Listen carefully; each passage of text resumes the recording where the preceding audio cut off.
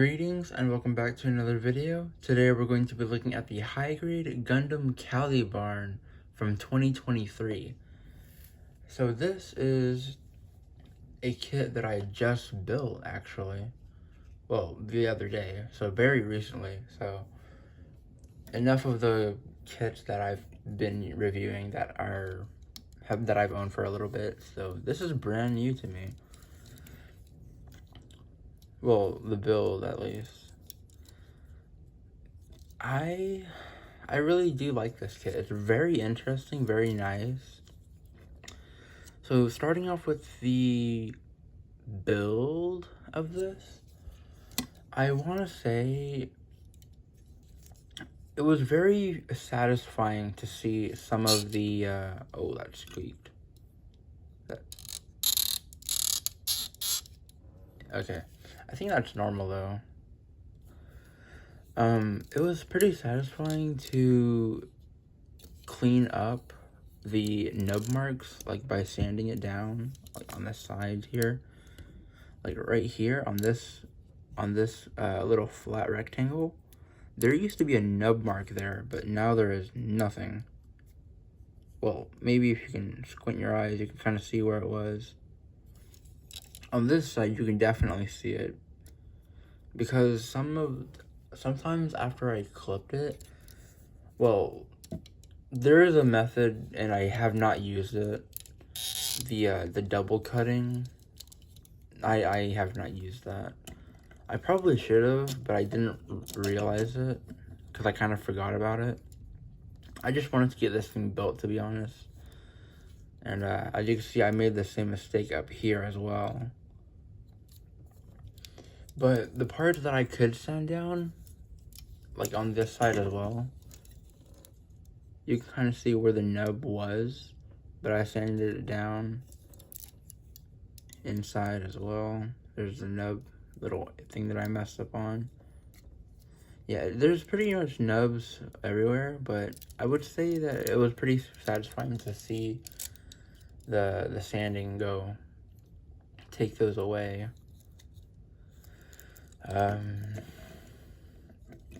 But yeah, okay, so I don't think no, I'm pretty sure that's everything for the build. So moving on to the appearance here. Now, this Gundam is very unicorn-like, and I know a lot of people have thought about the unicorn when this show came out. It started off with the aerial, or well, when everyone saw the teaser trailer for Ariel,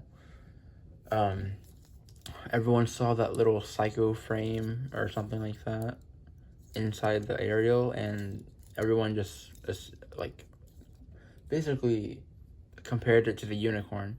But this is very unicorn-like. Just the body build, all of the sharp curves and edges, and it includes the psycho frame. Well, not the psycho frame, but you know what I mean. The shell unit right there. The beautiful, beautiful shell unit. This is one of my favorites, to be honest. And the not rainbow, well, can I call it rainbow? It doesn't have all of the colors, but it's multicolored, and that is very, very nice. This is the first time I think I've seen a V-fin like this. Or at least owned a model kit of one that has a V-fin like this. And of course, this shell unit is printed, but you do have the option to use the clear pieces, which I forgot to show you guys. I forgot to pull it. I guess I'll put it out. Should I pull that out of the box? I guess I could right now.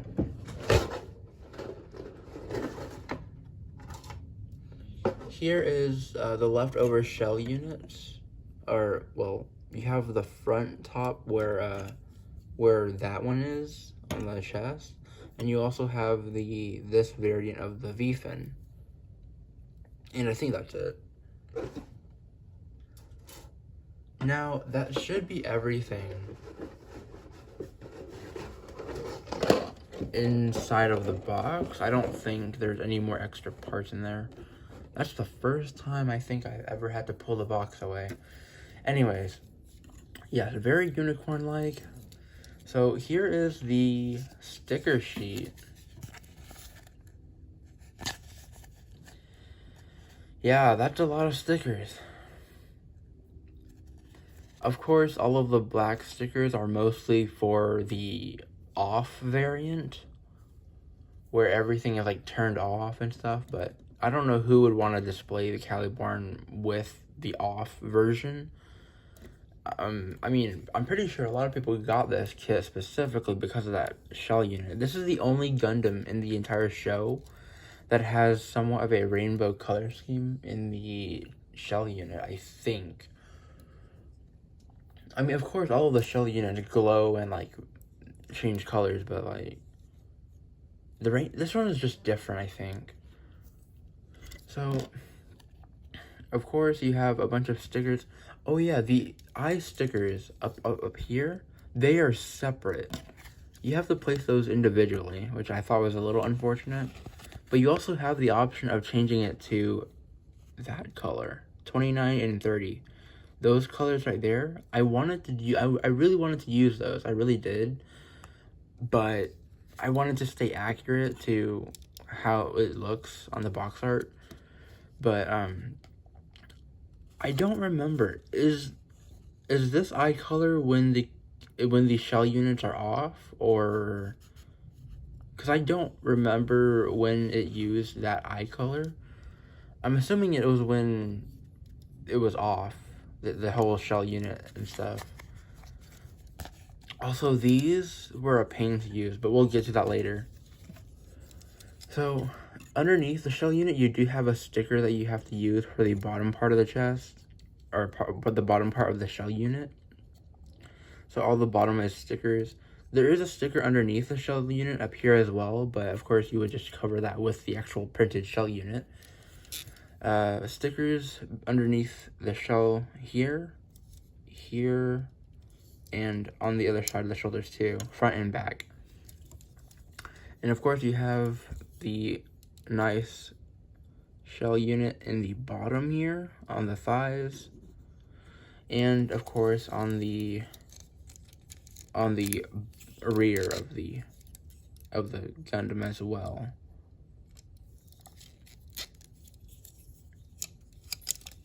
So you do have that. Oh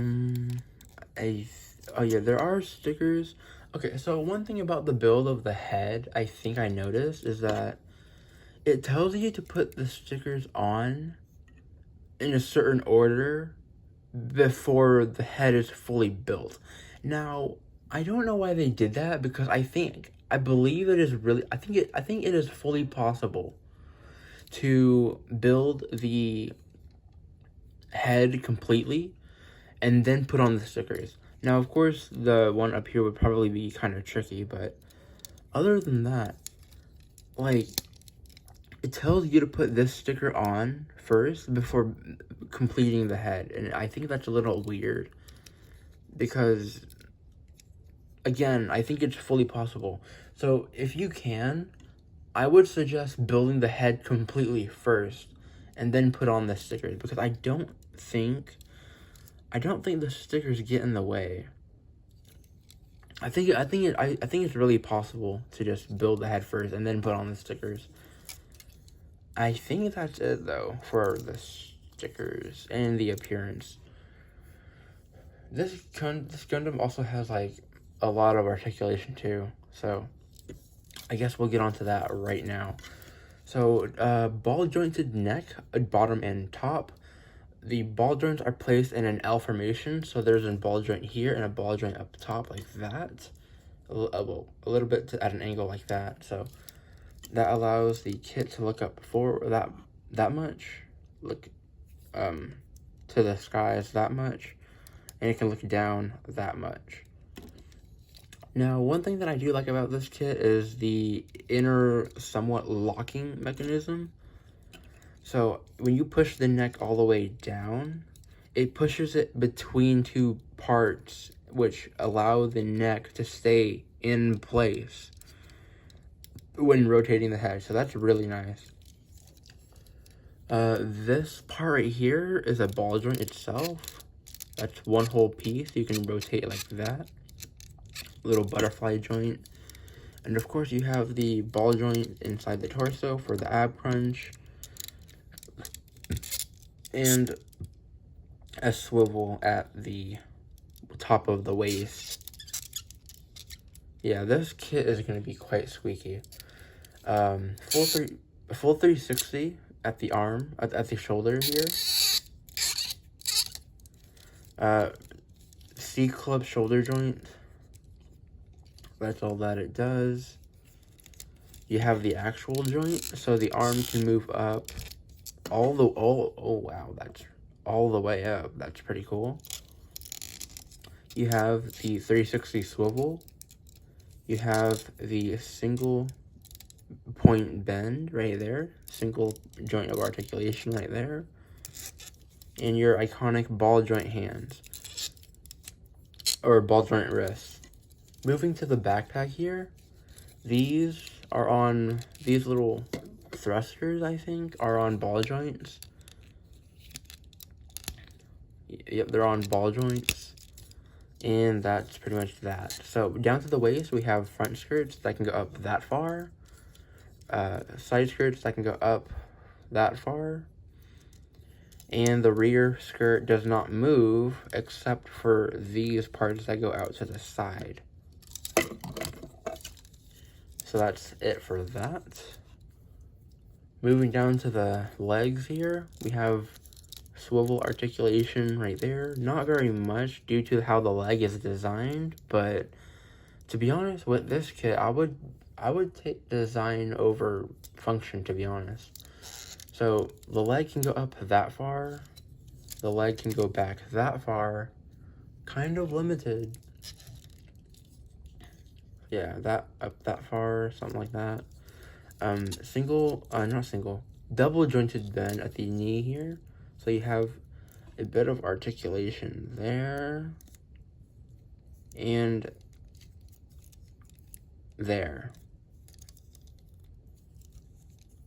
Just like that. And down at the ankles, we have a swivel like that. We have a swivel right here for, I'm not actually sure what this is. If you guys can tell me what this is, that would be very helpful, because I don't know what that is. It kind of looks like a useless feature, except for aerodynamic purposes.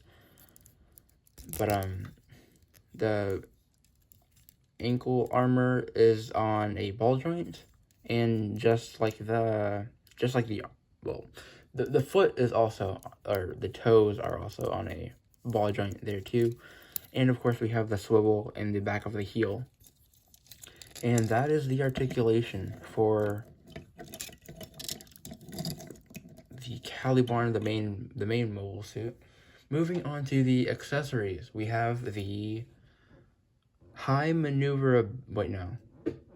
the variable rod rifle. This is what that is, aka the witch's broom, because this is the witch from Mercury and this is the broom.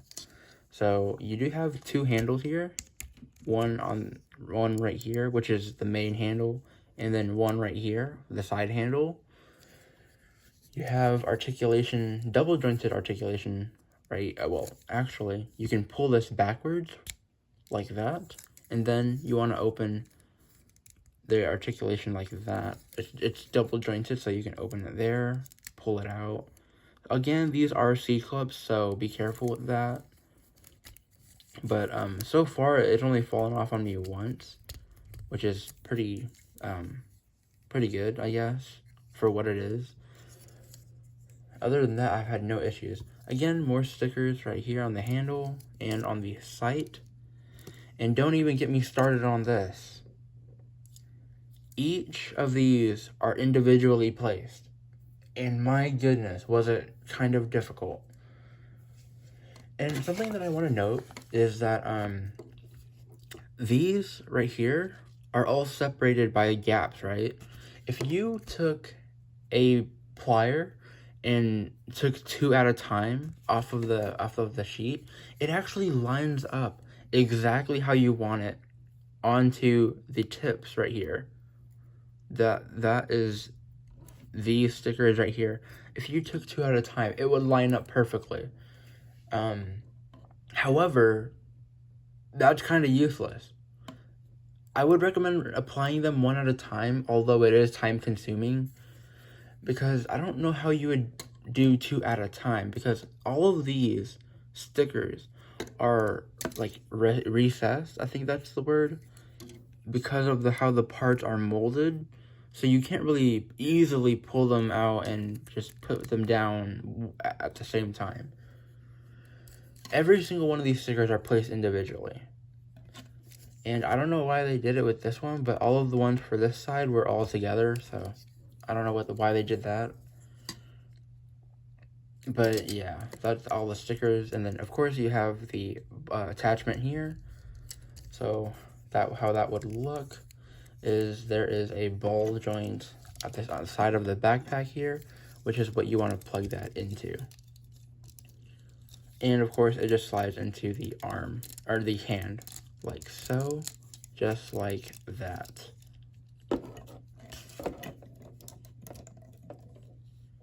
And it can actually hold it up pretty well, or if you have it angled at the right position, it can actually hold it up pretty well on its own. Now, of course, the next thing you have is the escutcheon shield, which, it's the exact same as the aerial shield, except these parts, they come separate, they have to come undone like that. And what you want to do is open this flap, or it's already open, but you want to slide that in, close that, and shove this one into the rear skirt, and probably put that down to the side. Now, something about this up top I do not like, because if you have it at an angle where this is like facing downwards, if you wiggle it enough or like accidentally knock this enough times, as you can see, it kind of opens slightly and it will fall out. So it's not a strong hold. Just if you're posing it, or if you're messing with your kit and you have this inside of the thruster unit, I would be careful not to knock this repeatedly, because it's pretty knockable, to be honest. But if you do it, it can fall out pretty easily, and I don't like that. But that is the escutcheon shield. You do have stickers for the tips of that right there, which I think is very nice.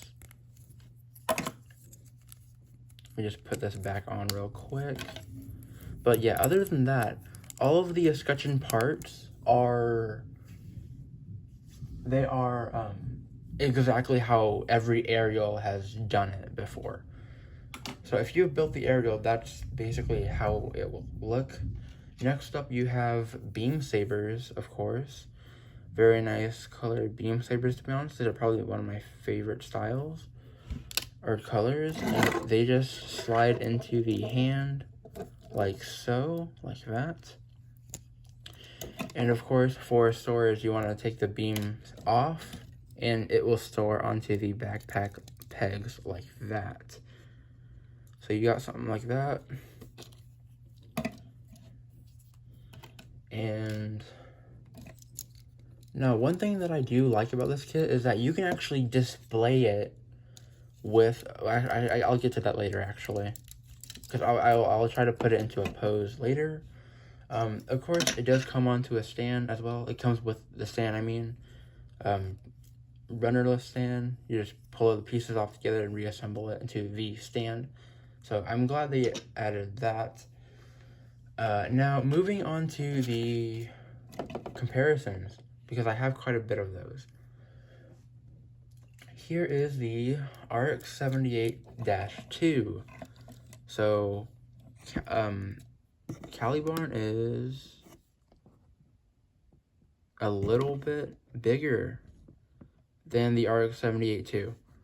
I think all of the aerials and stuff like that, and the lifters are all somewhat a little bit bigger than the RX-78 II, but that is that. I might have to do a review on the RX-78 II because this piece on the hand keeps falling off. So I might have to do a little review on that kit and see how it holds up during the review. So that's the RX-78 II. We have the final, the scene with the final Gundams in the show. So we have Calibarn, we have the aerial rebuild, the Gundam Ferract, and the Schwarzette, high-grade Gundam Schwarzette. These are, this is a very nice team, I'm going to be honest. Like, this looks really good together. All of them look really good together.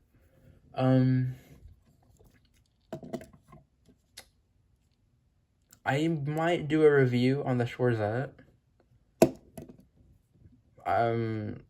Yeah, maybe. But, very, very nice.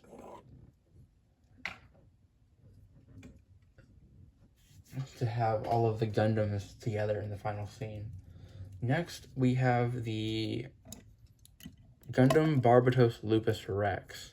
He is crouched a little bit, but I also wanted to compare him because, well, you have the witch from Mercury and the demon from Mars, basically.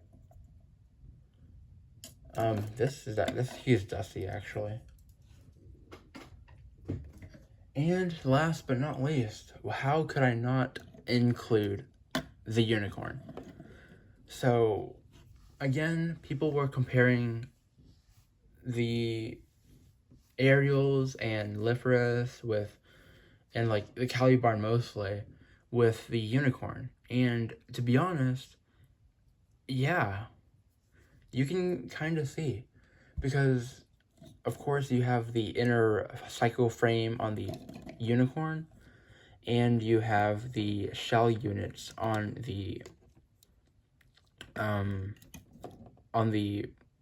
Calibarn. Wait, what? I hope I didn't just mess up my sentence. I probably did. But again, so Psycho Frame, Shell Unit, both have glowing abilities and are part of the frame underneath all of the armor, which is all of the white that you see. So very similar to to each other, I guess. But yeah, so that's a side-by-side comparison with the unicorn. And we are coming to the end of the video. Now, do I recommend this kit? Oh, the shoulder just popped off. Okay. Again, this is a C-clip, so again, there will be issues with the C-clips, but I think that is all that there is to worry about. So, do I recommend this kit? Absolutely. I really do love this kit. It poses great, although some articulation is limited in the hips and the shoulders. But again, yeah, this is the I don't know what this is actually. I just assume it's aerodynamics. The way that they show that off. But there is quite a, well, not really a whole lot, but when you cut it off of the runner, it does have some pretty neat,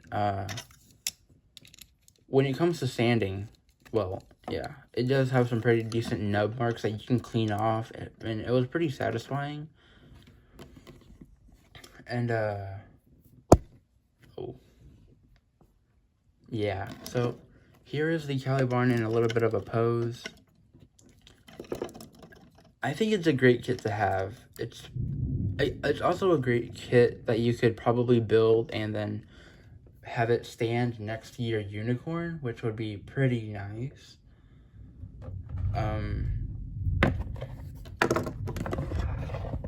Oh, that's too high. Let me.